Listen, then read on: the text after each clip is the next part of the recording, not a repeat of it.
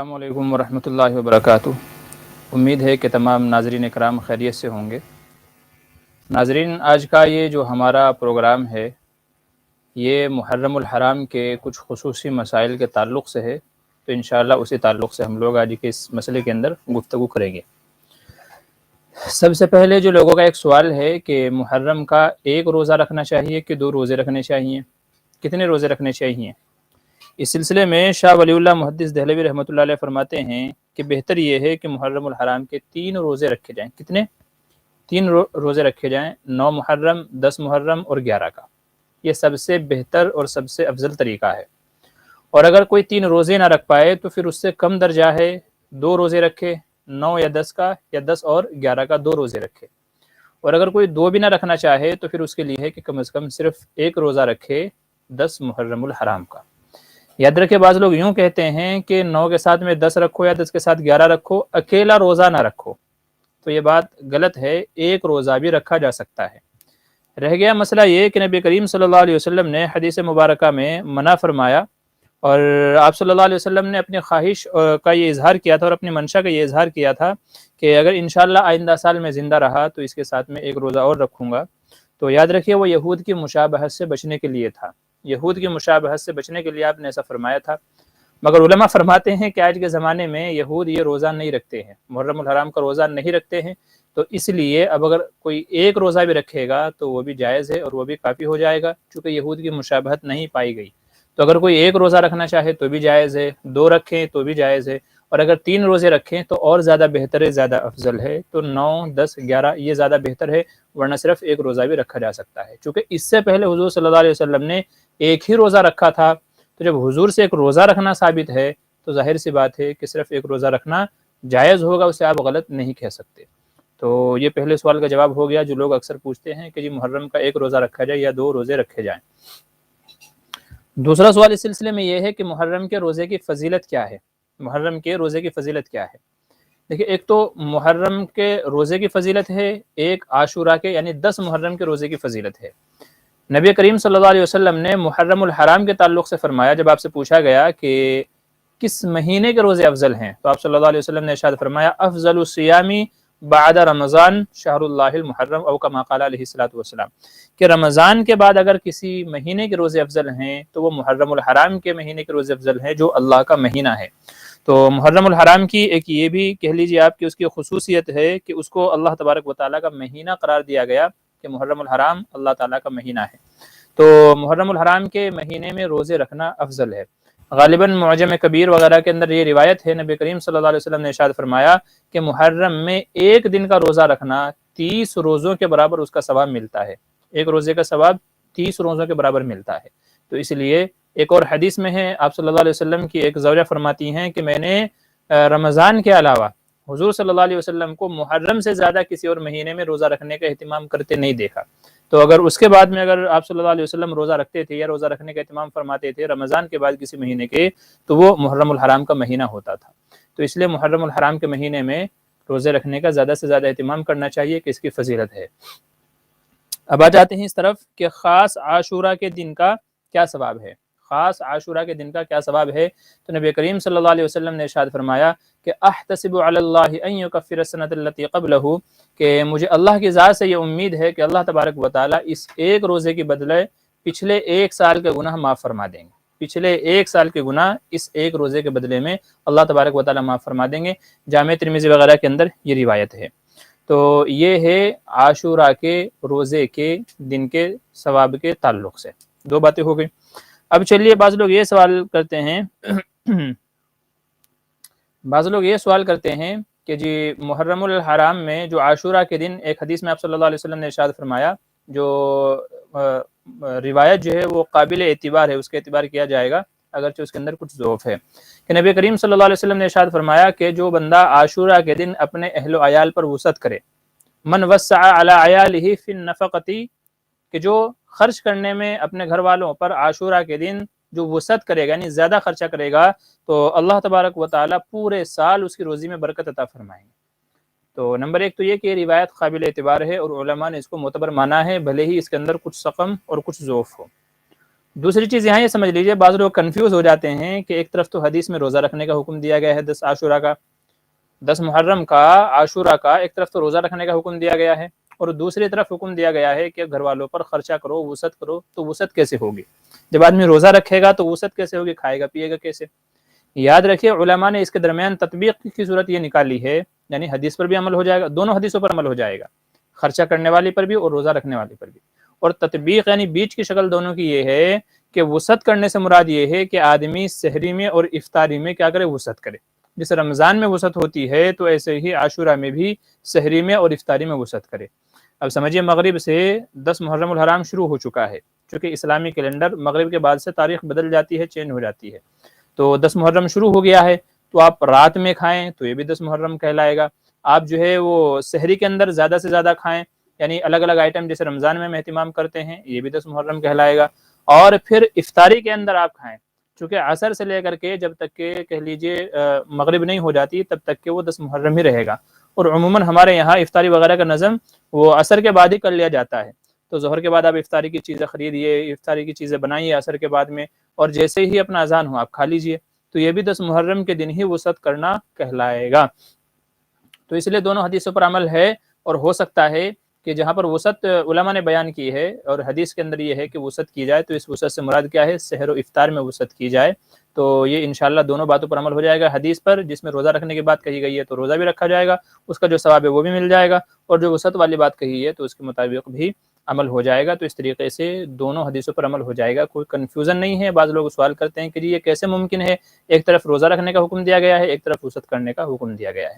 تو وسعت سے مراد یہی ہے. وسعت سے مراد یہ نہیں ہے کہ کہیں باہر گھومنے جا رہے ہیں، یا تو کہیں ہوٹلوں میں ریسٹورینٹ میں جو ہے کھانے کے لیے جا رہے ہیں، یا تو کوئی اور کپڑے لتے خریدے جا رہے ہیں. تو اس سے مراد یہ نہیں ہے، بلکہ کھانے پینے کے خرچے یا جو اور دوسری ضروریات ہیں، گھر کی جو ضروریات زندگی کی جو چیزیں ہیں ان کے اندر وسعت کرنا مراد ہے. تو اس طریقے سے اس حدیث کے مطابق عمل ہو سکتا ہے. ٹھیک ہے، تو یہ وہ سوال ہوگا جس کے تعلق سے لوگ پوچھتے ہیں. اچھا، اب چلیے آگے. جو اور بھائی ہمارے بہت سارے دوسرے بھائیوں کے سوال ہیں. دیکھیے یہ شاکر خان کہہ رہے ہیں کہ شربت پلانا، کدی منانا، اچھا کیا کہہ رہے ہیں؟ شربت پلانا. جی دیکھیے بہت سارے لوگ محرم کے اندر سبیلے لگاتے ہیں. پانی کی جگہ جگہ اگر آپ دیکھیں گے تو پانی کی سبیلے لگائیں، کوئی کسی نے یہاں لگائی ہوئی ہے، کسی نے یہاں لگائی ہوئی ہے، کسی نے شربت پلایا ہوا ہے، کسی نے کچھ کیا ہوا ہے. تو یہ ساری چیزیں لوگ کرتے ہیں. یاد رکھیے کہ یہ تمام چیزیں روزہ اور اس کے مقصد کے خلاف ہیں. نمبر 2 کہ لوگ جو اس کے پیچھے جو مقصد ہے وہ مقصد غلط ہے. اس کے پیچھے جو مقصد ہے وہ مقصد غلط ہے. دونوں باتیں کی وضاحت کر دیتا ہوں. نمبر 1 تو یہ کہ محرم میں زیادہ سے زیادہ روزے رکھنے چاہیے، اور جب آپ نے جگہ جگہ پانی رکھ دیے ہیں، شربت پلانے لگے ہو، تو آدمی روزہ کیسے رکھے گا؟ وہ چاہے 10 محرم ہو، 9 ہو، 8 ہو، 7 ہو، 6 ہو، کوئی بھی ہو، پورا مہینہ کوئی بھی ہو. تو جب آپ نے جگہ جگہ شربت پلانے کا نظم کیا گیا ہے، تو جب آدمی روزہ رکھے گا تو شربت کیسے پیے گا؟ اور شربت پلا رہے ہو تو وہ روزہ کیسے رکھے گا؟ حالانکہ محرم کے مہینے میں جیسے میں نے عرض کیا کہ سب سے زیادہ افضل روزے محرم الحرام کے مہینے کے ہیں، تو اس مہینے میں زیادہ سے زیادہ روزے رکھنے کا اہتمام کرنا چاہیے. تو روزے کے مقصد کے خلاف ہے شربت پلانا، پانی پلانا. تو یہ چیزیں نہیں ہونی چاہیے.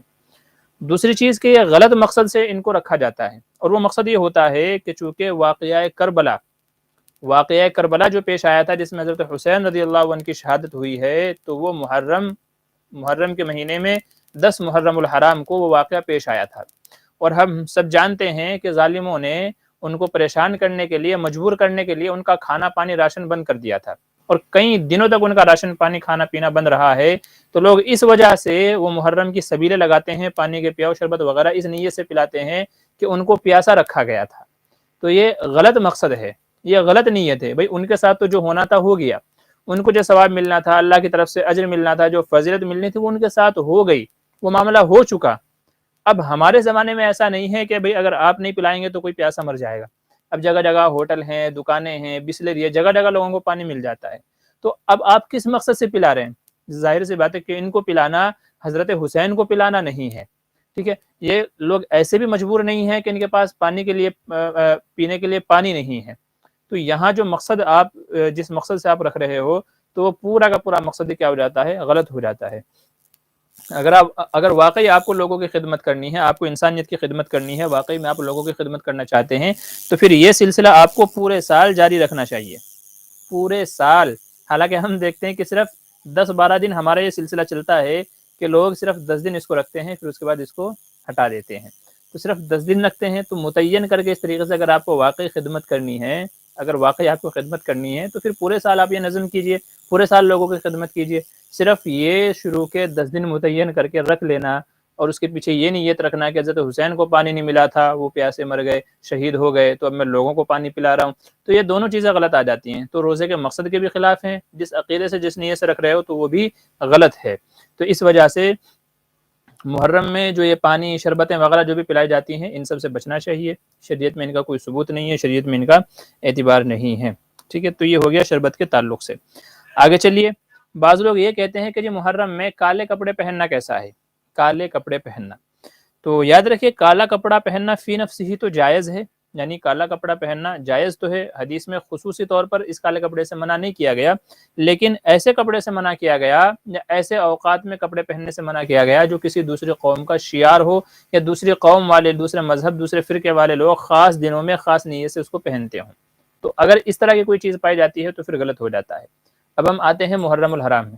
محرم الحرام میں ہم یہ دیکھتے ہیں کہ شیعہ روافض لوگ حضرت حسین رضی اللہ عنہ کا ماتم مناتے ہیں، اور ان کا ماتم مناتے ہوئے وہ لوگ کالے کپڑے پہنتے ہیں. تو انہوں نے اپنا ایک مخصوص شعار بنا لیا، اپنا ایک سمبل بنا لیا ہے. بلکہ اگر محرم میں کوئی کالے کپڑے پہن لے تو لوگ اس کو دیکھ کے کہیں گے کہ شاید یہ بھی شیعہ ہے، یا یہ بھی کیا کرنا چاہ رہا ہے، ماتم منانا چاہ رہا ہے.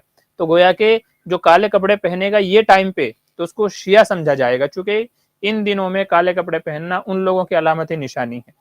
تو ہمیں ان سے بچنے کا حکم دیا گیا ہے. من تشبہ بقوم فہو منہم، کہ جو کسی قوم سے مشابہت کرے تو اس کا شمار انہی میں سے ہوتا ہے. تو تاکہ ہمارے اوپر بھی شیعہ کا لیبل نہ لگے، دھبا نہ لگے، لوگ ہمارے تعلق سے بھی غلط فہمی کے اندر مبتلا نہ ہوں. تو علماء فرماتے ہیں کہ محرم کے ان 10 دنوں میں خاص کر کے کالے کپڑے سے پہننے سے بچنا چاہیے، تاکہ ہماری ان لوگوں سے، شیعوں سے مشابہت نہ ہو جائے. تو اگرچہ پورے سال میں آپ کبھی بھی پہن سکتے ہیں، پورے سال میں کالے کپڑے پہننا کوئی منائے گی نہیں ہے. میں نے خاص اسی کے لیے ایک میں نے جوڑا سلوایا ہوا تھا، صرف یہی لوگوں کو بتانے کے لیے کہ بھئی کالا کپڑا پہننا منع نہیں ہے. ہاں ان 10 دنوں میں شیعوں سے مشابہت سے بچنے کے لیے علماء منع فرماتے ہیں کہ خاص ان 10 دنوں میں نہیں پہننا چاہیے. تو یہ ہو گیا کہہ لیجئے کالے کپڑے پہننے کے تعلق سے جو لوگ سوال کرتے رہتے ہیں اس کا بھی جواب ہو گیا ہے. جی آگے چلیے. ہمارے کچھ اور بھائیوں کے جو سوالات ہیں انشاءاللہ ہم کوشش کریں گے کہ آج کی اس مجلس کے اندر ہمارے جو اس طرح کے لوگوں کے سوالات ہیں تو ان کا حل ہو جائے. تو کالے کپڑے والا مسئلہ ہو گیا، شربت والا مسئلہ ہو گیا، گھر والوں پر وسعت کرنے کا کیا مطلب ہے وہ ہو گیا. ٹھیک ہے. تعزیہ نکالنا، ایک سوال ہے تعزیہ نکالنا. تو لوگ تعزیہ بھی نکالتے ہیں. یاد رکھیے کہ یہ بھی سراسر ناجائز ہے، یہ بھی سراسر ناانصافی ہے. شیطان نے کیا خوب کہا، کسی شاعر نے کیا خوب کہا ہے کہ شیطان کو بھی کیا عجیب سوجھی، شیطان کو بھی کیا عجیب سوجھی کہ نواسے کی موت پہ ماتم اور نانا کی موت پر خوشی. یعنی 12 ربیع الاول کو ولادت منا کر کے، حضور کی ولادت منا کر کے جشن منایا جاتا ہے، حالانکہ جو آپ کی تاریخ پیدائش ہے وہی آپ کی تاریخ وفات بھی ہے. تو 12 محرم الحرام 12 ربیع الاول، تو 12 ربیع الاول صحیح معنوں میں آپ صلی اللہ علیہ وسلم کی یوم پیدائش ہے. لیکن شیطان نے تاریخ کو ایسے گڑبڑ کیا، لوگوں میں ایسی الٹی سیدھی باتیں پھیلائی کہ آج لوگ اس کو یوم ولادت سمجھ کر کے اس دن خوشیاں مناتے ہیں. تو شیطان کو بھی کیا عجیب سوجھی کہ نانا کے انتقال پر خوشیاں اور نواسے کے انتقال پر ماتم منایا جا رہا ہے. تو حضرت حسین کے اس پہ ماتم مناتے ہیں، تعزیہ وغیرہ نکالتے ہیں. یاد رکھیے کہ خیر القرون سے ان سب چیزوں کا کوئی ثبوت نہیں ہے، اور جن چیزوں کا خیر القرون سے ثبوت نہیں ہے تو ان کو کرنے کی اجازت نہیں ہے. علماء نے ان کو بدعت، رسم و رواج اور خرافات کے اندر شمار کیا ہے، جن سے بچنا ہمارے لیے انتہائی ضروری ہے. کیونکہ جو بدعت کو ایجاد کرے گا یا اس میں کسی بھی اعتبار سے شریک ہوگا، نبی کریم صلی اللہ علیہ وسلم نے اس کے لیے وعید بیان فرمائی ہے، من احدث فی امرنا ھذا لیس منہ فہو رد، کہ ایسے شخص کو کہ جو دین کے اندر بدعت، کوئی نئی چیز پیدا کرتا ہے دین بول کر کے، حالانکہ دین سے اس کا کوئی ثبوت نہیں ہے، خیر القرون سے اس کا کوئی تعلق نہیں ہے، کوئی ثبوت نہیں ہے، تو اسے ردی کی ٹوکری میں پھینک دیا جائے گا. ایک حدیث میں فرمایا کل بدعۃ ضلالہ وکل ضلالۃ فی النار، کما قال علیہ الصلوۃ والسلام، کہ ہر بدعت گمراہی ہے اور گمراہی جہنم کے اندر لے کر کے جانے والی ہے. تو یہ تعزیہ وغیرہ جو یہ چیزیں ہیں یہ بھی بعد کے لوگوں کی پیداوار ہیں. لوگوں نے اپنی من کی شانتی کے لیے، اپنے اطمینان کے لیے یہ چیزیں یہ جو ہے ایجاد کر لی ہیں، حالانکہ یہ صحیح نہیں ہے، قطعاً صحیح نہیں ہے. کسی شاعر نے کیا خوب کہا ہے کہ ہم زندہ و جاوید کا ماتم نہیں کرتے، روئیں وہ جو منکر ہوں شہادت حسین کے، روئیں وہ جو منکر ہوں شہادت حسین کے، ہم زندہ و جاوید کا ماتم نہیں کرتے. جبکہ تمام اہل سنت والجماعت کا یہ عقیدہ ہے کہ جو اللہ کی راہ میں شہید ہو گیا، خون کا ایک قطرہ اس کا زمین پر گرنے سے پہلے، جیسا کہ حدیث میں فرمایا گیا کہ وہ اللہ کے یہاں اس کی مغفرت ہو جاتی ہے، اللہ کے یہاں مقبول ہو جاتا ہے، اللہ کے یہاں اس کی معافی ہو جاتی ہے، مغفرت ہو جاتی ہے۔ تو حضرت حسین رضی اللہ عنہ کو تو ظلماً شہید کیا گیا ہے، تو شہید ہونا یہ بہت بڑے درجے کی بات ہے، یہ اعلیٰ اخلاق کی بات ہے۔ نبی کریم صلی اللہ علیہ وسلم نے خود اپنی یہ منشا ظاہر فرمائی، میرا جی چاہتا ہے کہ میں اللہ کے راہ میں لڑوں، میں شہید ہو جاؤں، پھر زندہ کیا جاؤں، پھر شہید ہو جاؤں، پھر زندہ کیا جاؤں، پھر شہید ہو جاؤں۔ تو یہ حضور اپنی خواہش بتا رہے ہیں کہ میری خواہش، میری منشا تو یہ ہے کہ میں اللہ کے راستے میں شہید ہو جاؤں۔ حضرت حسین رضی اللہ عنہ شہید ہوئے ہیں، تو ان کے لیے بڑے فخر کی بات ہے، اور آج تعزیہ مناتے ہیں، چاقو چھریوں سے اپنے آپ کو زخمی کرتے ہیں، گھونپتے ہیں۔ تو بتائیے کہ یہ شہید کا کیا کیا جا رہا ہے؟ ماتم نہیں ہے تو کیا ہے؟ حالانکہ ماتم منانے سے، نوحہ کرنے سے حدیث میں نبی کریم صلی اللہ علیہ وسلم نے منع فرمایا۔ ایسے ہی اپنے آپ کو چاقو چھریوں سے گھونپنا، اپنے آپ کو زخمی کرنا، اس کو بھی قرآن کریم نے منع کیا۔ وَلَا تُلْقُوا بِأَيْدِيكُمْ إِلَى التَّهْلُكَةِ، اپنے آپ کو، اپنی جانوں کو اپنے آپ ہی ہلاکت میں نہ ڈالو۔ یہ وہ چیزیں ہیں جو قرآن و حدیث کے اعتبار سے غلط ہیں، سراسر ناجائز ہیں اور حرام ہیں۔ اسی طریقے سے حدیث میں کہا گیا کہ جو بندہ اپنے آپ کو کسی چاقو سے، چھری سے یا کسی بھی ہتھیار سے اپنے آپ کو مارتا ہے، ہلاک کر لیتا ہے، تو وہ ہمیشہ ہمیشہ جہنم کے اندر رہے گا۔ اب یہ جو چاقو چھریاں چلا کر کے اپنے آپ کو زخمی کرتے ہیں، اگر کوئی مر گیا تو حدیث کی اس وعید کے اندر آئے گا کہ وہ ہمیشہ ہمیشہ جہنم کے اندر جائے گا۔ تو یہ ماتم، تعزیے اور یہ جتنی بھی یہ ساری چیزیں ہیں، یہ سب کے سب قرآن و حدیث کی روشنی میں ناجائز اور حرام ہیں۔ تو اس لیے منانا بھی ناجائز ہے، دیکھنا بھی ناجائز ہے۔ یاد رکھیں، بہت سارے لوگ مناتے تو نہیں ہیں، ان کا یہ عقیدہ تو نہیں ہے، لیکن جب تعزیے وغیرہ نکلتے ہیں تو وہ سڑکوں پر اور روڈ پر آ کر کے کھڑے کھڑے ہو کر کے دیکھتے ہیں۔ یاد رکھیے، جیسے منانا جائز نہیں ہے، ایسے ہی غلط چیز کا دیکھنا بھی جائز نہیں ہے۔ غلط چیز کرنا بھی جائز نہیں ہے، غلط چیز کو دیکھنا بھی جائز نہیں ہے۔ اس لیے نہ منانا ہے اور نہ کسی بھی اعتبار سے اس کے اندر کوئی شرکت کرنی ہے۔ تو یہ مسئلہ ہو گیا تعزیے وغیرہ کے تعلق سے اور اپنے آپ کو چاقو چھریوں سے گھونپنے کے تعلق سے۔ ایک چیز اور چلتی ہے لوگوں میں، جس کو عنوان دیا گیا ہے کہ عاشورہ کی ایک دعا، 10 محرم الحرام کے عاشورہ کی ایک خاص دعا ہے جس کا نام رکھا ہوا ہے 1 سال کا جیون بیمہ۔ کیا رکھا ہوا ہے؟ جیون بیمہ، یعنی عاشورہ کے اندر ایک خاص مخصوص دعا پڑھ لیجئے، 1 سال تک آپ کو موت نہیں آئے گی۔ اور بعض لوگوں نے تو یہاں تک لکھا ہوا ہے کہ کمال کی بات یہ ہے کہ جو بندہ اس کو پڑھ لے گا اس کو 1 سال تک موت نہیں آئے گی، اور جس کی موت آنی ہوگی تو اس کو پڑھنے کی توفیق ہی نہیں ہوگی۔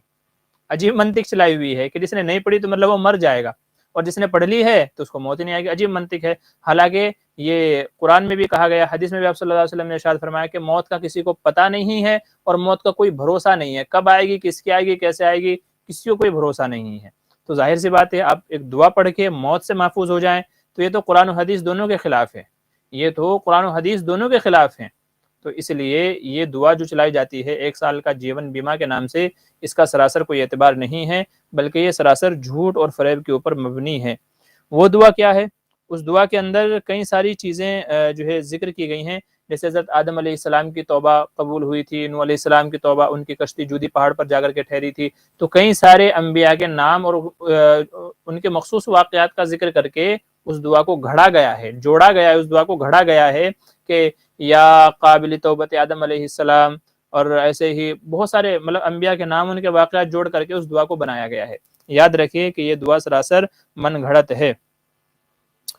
جی، چنانچہ تنبیہات میں جو مفتی عبد الباقی اخوان زادہ کی جو تنبیہات ہیں، آپ نے بھی سنا ہوگا، جو مشہور ہے لوگوں میں، لیکن وہ منکر اور موضوع احادیث ہیں۔ اس سلسلے میں کئی ساری تنبیہات ہیں ان کی، ہر حدیث پہ انہوں نے پوری تفصیل اور ڈیٹیل کے ساتھ میں انہوں نے کلام کیا ہوا ہے، بہت اچھی چیز ہے۔ تو وہ اپنی تنبیہات کے اندر لکھتے ہیں کہ دعائے عاشورہ کے نام سے یا اعمال عاشورہ کے نام سے ایک پرچہ گردش کر رہا ہے جس میں مختلف اعمال مذکور ہیں۔ نمبر 1، پہلی 2 رکعات مخصوص صورت اور مقدار کے ساتھ میں، جو کہ موضوعات میں سے ہے کہ اس دن 2 رکعات پڑھیں، اس میں یہ صورت پڑھیں، ایسا کریں، ویسا پڑھیں، اور اس طریقے سے پڑھیں۔ یاد رکھیں یہ بھی کیا ہے؟ من گھڑت موضوع ہے۔ اور فرماتے ہیں دوسری ایک دعا جو کہ کنز النجاح السرور نامی کتاب میں مذکور ہے، لیکن یاد رکھیں کہ صرف کسی کتاب میں اس کا مذکور ہونا یہ اس کے معتبر ہونے کے لیے کافی نہیں ہے۔ ٹھیک ہے، یہ کافی نہیں ہے۔ اس دعا کے اندر کیا ہے؟ انبیاء کے واقعات کا تذکرہ ہے، اور ان کی بھی کوئی اصل نہیں ہے، بہت تلاش کیا گیا مگر کوئی اس طرح کی روایت نہیں ملی ہے۔ تو اس خلاصہ یہ نکلا اس دعا کا کہ یہ دعا کیا ہے؟ من گھڑت ہے۔ چنانچہ تنبیہات نمبر 68 یعنی 68 نمبر جو تنبیہات انہوں نے لکھی ہے، اس کے اندر اس کا انہوں نے کیا کیا ہے؟ پورا خلاصہ کیا ہے اور روایات کو جمع کیا ہے۔ اور آخر میں لکھتے ہیں کہ اللہ تعالیٰ جزائے خیر دے مفتی عارف گلکتی صاحب کو، جنہوں نے ہند و پاک میں جید محدثین مولانا نور البشر صاحب کراچی اور مولانا طلحہ منیار صاحب گجرات انڈیا سے، ان دونوں حضرات سے رابطہ کیا جو علم حدیث کے فن حدیث کے ماہر ہیں، اور موضوع کون سی حدیث موضوع ہے، کون سی صحیح ہے، اور کس حدیث کا کیا درجہ ہے، یہ اس فیلڈ کے دونوں شہ سوار ہیں، بڑے ماہر حضرات ہیں ماشاءاللہ۔ مولانا طلحہ منیار صاحب میرے بھی ان سے کچھ چھوٹے موٹے رابطے ہیں، ایک دو بار گفتگو ہوئی ہے حضرت سے، تو بڑا علمی کلام کرتے ہیں اور احادیث کے سلسلے میں بہت اچھی مضبوط پکڑ ہے۔ تو کہہ رہے ہیں کہ ان دونوں سے رابطہ کیا تو دونوں حضرات نے اس بات کی تائید فرمائی کہ اس کا کوئی جو ہے ثبوت نہیں ہے۔ اب ایک سوال یہ رہ جاتا ہے کہ بھلے ہی اس کا ثبوت نہیں ہے لیکن اگر الفاظ صحیح ہیں تو پڑھ لینا چاہیے۔ آگے لکھتے ہیں کہ اس کو پڑھنے کی بھی اجازت نہیں ہے بھلے ہی الفاظ صحیح ہی کیوں نہ ہو۔ کیوں؟ اس لیے کہ اور ہاں کہ جس عمل کی بنیاد ہی موضوع روایت پر ہو تو اس عمل کو بطور مجرب کہہ کر کے بھی عمل کی اجازت نہیں ہوگی۔ جب وہ حدیثی موضوع ہے، من گھڑت ہے، تو اگر کوئی یوں کہے کہ نہیں یار بھلے ہی من گھڑت ہے لیکن مجرب ہے، تو مجرب بھی یہاں کوئی فائدہ نہیں دے گا۔ پھر اس کے موضوع من گھڑت ہونے کو بتانے کے لیے اس سے بچنا ضروری ہے، اس کو اوائڈ کرنا ضروری ہے، پھر اس کو بھی پڑھنے کی اجازت نہیں ہوگی بھلے وہ جو ہے تجربے سے کیوں نہ ہو۔ تو اس دعا کی بنیاد بھی من گھڑت روایات پر ہے، لہٰذا اس دعا کا پڑھنا یا اس دعا کو عام کرنا کسی بھی صورت میں درست نہیں ہے۔ ٹھیک ہے، ہاں آگے لکھتے ہیں عاشورہ کے اعمال میں روزہ اور اہل و عیال پر وسعت سے خرچ کرنا ثابت ہے۔ بس یہ دو چیزیں ثابت ہیں، اس کے علاوہ جو باتیں اور ہیں اس طرح کی جو من گھڑت نمازیں ہیں، دعائیں ہیں، اعمال ہیں، تو کہہ رہے ہیں کہ وہ سب کے سب کیا ہیں، موضوع ہیں اور من گھڑت ہیں۔ تو مفتی عبدالباقی اخوان زادہ نے یہ اس سلسلے میں تنبیہ کے اندر اس کی پوری وضاحت کی ہے اور پوری تفصیلات اس کے اندر بیان کی ہیں۔ تو لہٰذا ایک سال کے جیون بیوے کے نام سے جو لوگوں میں یہ جو ہے روایت چلی ہوئی ہے کہ جو 10 محرم الحرام کو یہ دعا پڑھ لے گا تو ایک سال تک اس کو موت نہیں آئے گی، وہ ایک سال تک موت سے محفوظ رہے گا، اور ابن عباس کے غالباً حوالے سے ہے، اور جو ہے ساتھ میں یہ بھی کہا گیا ہے کہ اگر اس کو موت آ جائے تو وہ میرا گریبان پکڑ لے کہ قیامت کے دن کہ آپ نے تو ایسا کہا تھا اور یوں ہو گیا ہے۔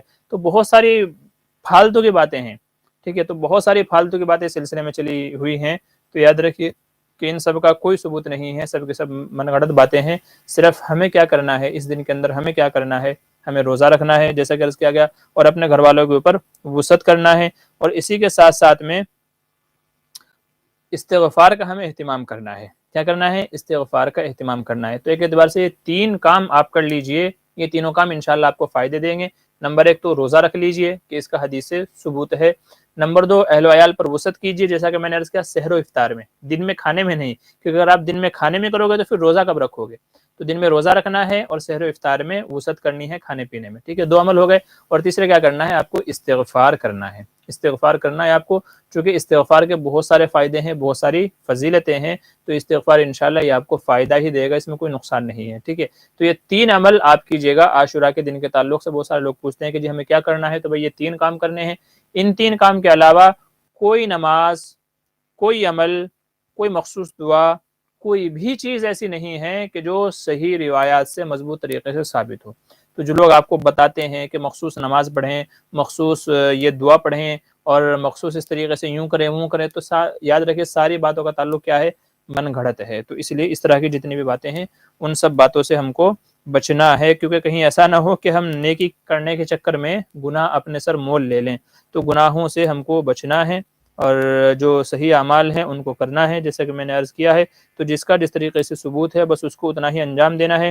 اس سے آگے اگر ہم بڑھیں گے یا اس سے آگے اپنی طرف سے اگر کسی چیز کو کرنا چاہیں گے تو پھر یاد رکھیے کہ وہ چیز غلطی کے دائرے میں آ جائے گی، اور پھر وہی کام ہو جائے گا نیکی برباد اور گناہ لازم، نیکی برباد گناہ لازم کرنے والی بات ہو جائے گی، ٹھیک ہے۔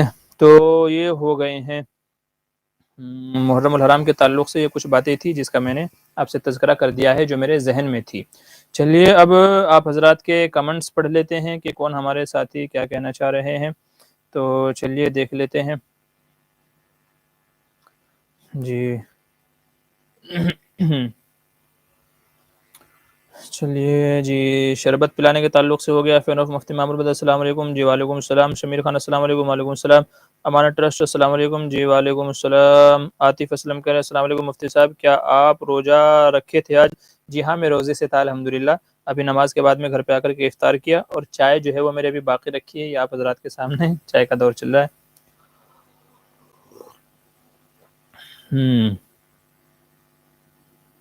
عمران سے کیا کریں؟ بشیر بھائی آپ کا پرسنل پرابلمس ہے، یہ پوچھیے، اس کی روشنی کچھ سمجھا دو، یا اللہ سے اس چیز کو کیسے پیش کرے، یا کیا کریں؟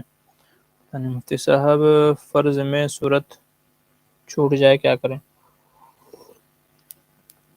جی دیکھیے، یہ جو ہمارا آج کا پروگرام ہے نا، یہ خاص جو ہے وہ اس کے تعلق سے ہے، عاشورہ کے تعلق سے، ٹھیک ہے؟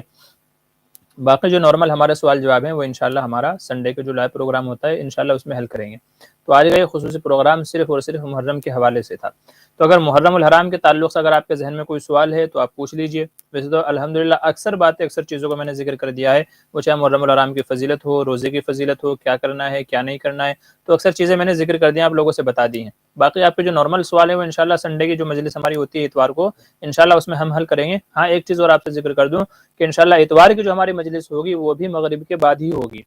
انشاءاللہ ہماری جو اتوار کی مجلس ہوگی وہ مغرب اور عشاء کے درمیان میں ہی ہوگی، تقریباً ٹائم نوٹ کر لیجئے 7:30 بجے انشاءاللہ، 7:30 7:30 کو انشاءاللہ ہمارا پروگرام جو اتوار کا رہے گا انشاءاللہ وہ شروع ہو جائے گا۔ تو آپ حضرات جو شرکت کرنے والے ہیں تو وہ یاد سے ٹائم کا خیال رکھیے، میں انشاءاللہ جو تھمبنیل جو بنے گا ہمارا اس پہ بھی ٹائم دے دوں گا، ٹھیک ہے؟ تو جو دوسرے سوالات ہیں وہ ان کو انشاءاللہ وہاں ہم لوگ حل کر لیں گے آج کی اس مجلس کے اندر، صرف اس کے تعلق سے۔ شوزین خان السلام علیکم۔ جی وعلیکم السلام۔ بشیر بھائی کیا کریں؟ کئی بار چھوٹ جاتی ہے نہیں ہوتی، چھوٹ جاتی ہوتی ہے، خیر آپ کا جو بھی ہے چھوٹ جاتی ہے تو آپ اس کو بعد میں پوچھ لیجئے گا کیا چھوٹ جاتی ہے کیا نہیں چھوٹ جاتی ہے۔ اچھا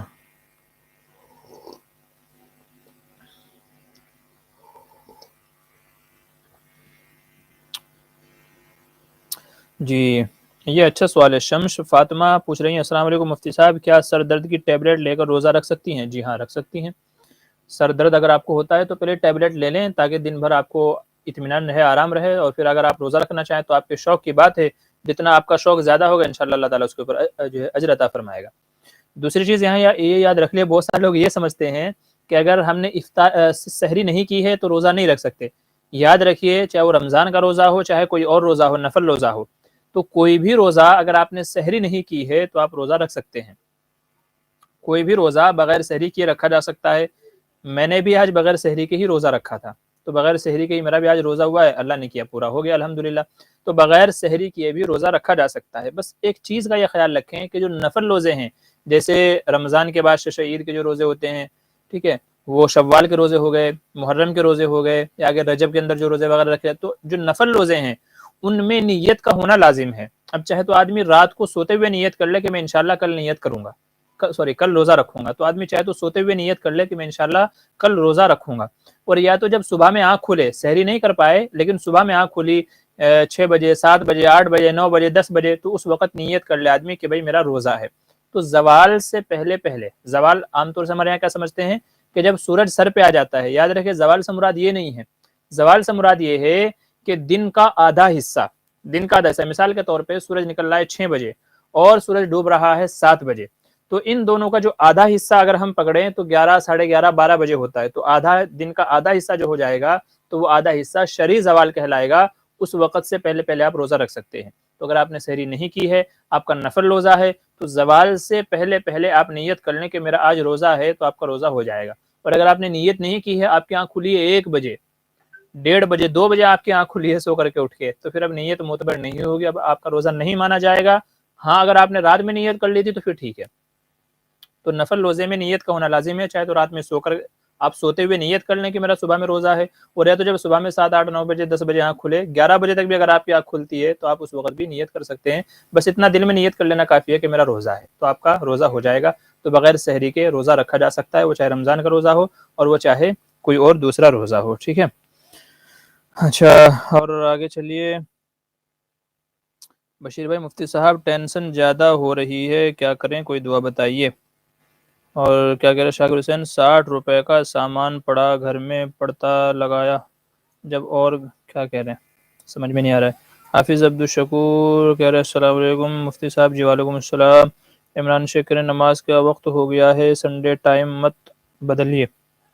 ہاں جی، سنڈے ٹائم فی الحال تو بدلنا ہے، یہ ہفتے تو خیر بدلے گا انشاءاللہ، کسی وجہ سے کوئی وجہ ہے جس کی وجہ سے انشاءاللہ یہ اتوار کو مغرب کے بعد ہی رہے گا۔ ٹھیک ہے، اگر آپ کے پاس وقت کم ہے تو آپ یا تو شروع میں اپنے اس مجلس کے اندر شرکت کر لیں، آپ کو جو پوچھنا ہو پوچھ لیجیے گا، اور یا تو اپنے کام نپٹا کے نماز وغیرہ پڑھ کے آ کر کے پھر آپ بعد میں شامل ہو جائیے گا تقریباً 8:45 تک، 8:40 یا 8:45 تک کا ہمارا آخری پروگرام رہے گا، ٹائم رہے گا آخری پروگرام کا، تو آپ یا تو پہلے شریک ہو جائیں یا تو پھر بعد میں شریک ہو جائیں، جیسا بھی مسئلہ ہو، ٹھیک ہے۔ اچھا، مسیح اللہ راج کہہ رہے ہیں محرم میں دیگ پکانا اور چاول تقسیم کرنا کیسا ہے؟ دیکھیں محرم میں خاص محرم کی نیت سے، محرم کی نیت سے جو لوگ بناتے ہیں تو وہ بنانا غلط ہے، ٹھیک ہے، کھچڑا بناتے ہیں، شربت بناتے ہیں، جیسے آپ کہہ رہے ہیں چاول بناتے ہیں، بہت ساری دوسری چیزیں بناتے ہیں، تو خاص جو محرم میں اس نیت سے جو بنائے جاتے ہیں وہ غلط ہیں، ٹھیک ہے۔ ہاں عام طور سے اگر آدمی جیسے اس کا مزاج ہے کہ وہ سال بھر میں کسی بھی مہینے میں کبھی بھی وہ تقسیم کرتا ہے، تو اگر کوئی بندہ ایسا ہے کہ سال بھر چاول بنا کر کے دیگے بنا کر کے اس کو تقسیم کرنے کی عادت ہے، اب وہی بندہ محرم میں بھی بنا رہا ہے اپنی عادت کے مطابق، تب تو جائز ہے۔ لیکن اگر کوئی پورے سال نہیں بانٹتا ہے، صرف محرم میں محرم کی وجہ سے اور اس میں جو واقعات پیش آئے ہیں ان کی وجہ سے وہ خاص یہ کرتا ہے، تو پھر یاد رکھیے گا کہ یہ چیز غلط کے دائرے میں آ جائے گی، پھر یہ ناجائز کے دائرے میں آ جائے گی، ٹھیک ہے، یہ مسئلہ ہے۔ جی اب ایک آخری بات یہ لے لیتے ہیں انشاءاللہ، پھر اس کے بعد میں پروگرام کو مکمل کر دوں گا، تقریباً آدھے گھنٹے کا ہمارا پروگرام ہو گیا ہے، کہ محرم الحرام میں دیکھیں 10 محرم عاشورہ کا جس کو دن کہا جاتا ہے، تو بہت سارے لوگ یہ سمجھتے ہیں کہ اس دن کی عظمت اس وجہ سے ہے کہ اس دن حضرت حسین رضی اللہ عنہ کی شہادت ہوئی ہے، یاد رکھیے اس وجہ سے نہیں ہے، بلکہ محرم الحرام کی عظمت اور حرمت بہت پہلے سے ہے، بہت پہلے سے اس کی حرمت ہے، بلکہ ان عدت الشہور عند اللہ 12 شہرا فی کتاب اللہ، ان 4 مہینوں کے اندر یہ محرم الحرام کا مہینہ بھی داخل ہے، تو اللہ نے اس کی حرمت بہت پہلے سے بیان کر دی تھی۔ پھر سرکار دو عالم صلی اللہ علیہ وسلم جب مدینہ تشریف لے گئے اور پھر جو ہے یہود کو روزہ رکھتے ہوئے دیکھا اور آپ نے بھی روزہ رکھنے کا اس کے اندر اہتمام فرمایا، تو اس وجہ سے اس کی حرمت اور بڑھ گئی ہے، اور حضرت حسین رضی اللہ عنہ کی شہادت کا واقعہ بھی اسی مہینے میں پیش آیا ہے، 10 محرم کے دن پیش آیا ہے، تو اس کی حرمت اور بڑھ گئی ہے اور اس کی اہمیت ہونے لگی ہے، لیکن صرف حضرت حسین رضی اللہ عنہ کی وجہ سے اس کی حرمت ہے، یاد رکھیں ایسا نہیں ہے، یہ محترم عظمت والا مہینہ پہلے سے ہی چلا آ رہا ہے، تو اس لیے یہ بات ذہنوں سے نکال دیں۔ حضرت حسین رضی اللہ عنہ کی جو شہادت ہوئی ہے وہ سن 61 ہجری میں ہوئی ہے، کتنی؟ سن 61 ہجری میں، 61 ہجری میں، حضور صلی اللہ علیہ وسلم کے 50 سال کے بعد میں، حضور صلی اللہ علیہ وسلم کے 50 سال کے بعد میں حضرت حسین رضی اللہ عنہ کی شہادت ہوئی ہے، حالانکہ اس سے پہلے ہی حضور صلی اللہ علیہ وسلم کا یہ معمول چلا آ رہا تھا۔ چنانچہ جب آپ مدینہ تشریف لے گئے، یہود کو روزہ رکھتے ہوئے دیکھا، ان سے پوچھا بھائی کیوں رکھتے ہو؟ تو انہوں نے کہا کہ چونکہ اس دن اللہ تعالیٰ نے حضرت موسیٰ علیہ السلام کی توبہ یعنی بنی اسرائیل کی توبہ قبول فرمائی تھی اور ان کو فرعون سے نجات دی تھی، تو اس کے شکرانے میں ہم یہ روزہ رکھتے ہیں۔ تو حضور نے فرمایا پھر تو ہم بھی روزہ رکھیں گے، کیونکہ ایک نبی دوسرے نبی سے زیادہ قریب ہوتا ہے، تو موسیٰ علیہ السلام میرے بھائی ہیں، تو جب وہ لوگ رکھتے تھے تو ہم بھی رکھیں گے، لیکن یہودیوں کی مشابہت سے بچنے کے لیے آپ نے فرمایا تھا کہ ایک دن آگے یا پیچھے کا بھی رکھ لینا چاہیے، تو اس لیے 9، 10 یا 10، 11 کا رکھنا چاہیے، آپ نے یہ اپنی خواہش کا اظہار فرمایا تھا۔ تو بہرحال تو اس وجہ سے اس کی حرمت نہیں ہے کہ حضرت حسین رضی اللہ عنہ کی شہادت ہوئی ہے۔ اچھا، حضرت حسین رضی اللہ عنہ کے تعلق سے ان کے فضائل مناقب قرآن کریم میں کن آیتوں میں ان کا تذکرہ ہے، کیا کہ ان کے فضائل و مناقب ہیں، اس کے اوپر باقاعدہ میری ویڈیو ریکارڈر ہے، انشاءاللہ میں اس ویڈیو کے ڈسکرپشن میں اس کا لنک ڈال دوں گا، تو آپ اس کو ایک بار سن لیجئے گا، ان کے فضائل و مناقب بیان کیے گئے ہیں بہت اچھے طریقے سے۔ اب وہ واقعہ کربلا جو پیش آیا وہ ایک الگ منظر ہے، بہتر ہے کہ مفتی مولانا طارق جمیل صاحب، جی مولانا طارق جمیل صاحب جو واقعہ سناتے ہیں تو ان کی زبانیں اگر آپ سنیں گے تو زیادہ اچھا ہے، وہ بڑی تفصیل کے ساتھ میں، ڈیٹیل کے ساتھ میں اور ایموشنل ہو کے جو بیان سناتے ہیں، تو بہرحال اس کا ایک الگ مزہ ہے، میں سنانے جاؤں گا تو پھر بات لمبی ہو جائے گی، اور بہرحال وہ موضوع بھی نہیں تھا، اب اس میں کس کا ہاتھ تھا کس کا نہیں تھا وہ اللہ ہی بہتر جانے، اللہ ہی فیصلہ کرنے والا ہے کہ بھئی قصوروار کون ہے کون نہیں ہے، تو وہ ہم نے تو اللہ پہ چھوڑ دیا ہے۔ علماء اہل سنت والجماعت کا موقف یہی ہے کہ اس سلسلے میں خاموشی اختیار کی جائے کہ حالات چونکہ صحیح معتبر ذرائع سے ہمارے تک نہیں پہنچے ہیں، کس کی غلطی تھی، کس نے حکم دیا، کیا ہوا کیا نہیں ہوا، تو اس لیے خاموشی اختیار کرنا سب سے بہتر ہے۔ اللہ تعالیٰ کل قیامت میں نہیں پوچھیں گے کہ بھئی تمہیں اس کے بارے میں پتہ کیوں نہیں تھا، قصوروار کون تھا کون نہیں تھا، تو اللہ تعالیٰ نہیں پوچھیں گے اس سلسلے میں، ہاں نماز پڑھی نہیں پڑھی اس کے بارے میں پوچھیں گے، روزے رکھے، زکوٰۃ دی نہیں دی اور جو دوسرے حکام ہیں ان کے بارے میں پوچھو گے تو پہلے ان کی فکر کرنی چاہیے، ٹھیک ہے۔ تو چلیے ابھی کے لیے اجازت دیجیے۔ محرم الحرام کے تعلق سے جو اکثر جی مسیح اللہ راج کہہ رہے ہیں صرف عاشورہ کو روزہ کیسا ہے؟ جی ہاں روزہ رکھا جا سکتا ہے، آپ ایک بار شروع سے ویڈیو سن لیجئے، شروع میں نے اسی کی وضاحت کی ہے، پورے تفصیل سے میں نے وضاحت کر دی ہے کہ ایک روزہ 2 روزہ کیسے رکھنا چاہیے، تو بہرحال ایک روزہ بھی رکھا جا سکتا ہے۔ تو محرم الحرام کے تعلق سے جو ہمارے مسائل تھے وہ الحمدللہ اکثر مسائل ہو گئے ہیں، پھر بھی اگر کوئی چھوٹ گیا ہو تو وہ آپ کمنٹ کر دیجیے ویڈیو میں، انشاءاللہ اگلی ویڈیو کے اندر اس کا خلاصہ کر دیا جائے گا۔ تو چلیے انشاءاللہ ملتے ہیں آنے والے اتوار کو اپنے لائے سوال جواب کے اندر. میں نے بہت سارے حضرات کے سوال کا جواب نہیں دیا، وہ اسی وجہ سے کہ ہمارا موضوع الگ ہو جائے گا. یہ صرف محرم اور عاشورہ کے تعلق سے تھا. تو انشاءاللہ اس پروگرام کے اندر جو سوال جواب ہمارا ہوتا ہے اس میں آپ لوگوں کے دوسرے سوالات کو حل کریں گے انشاءاللہ. تو اجازت دیجیے، میں محمد معمور بدر، السلام علیکم ورحمۃ اللہ وبرکاتہ.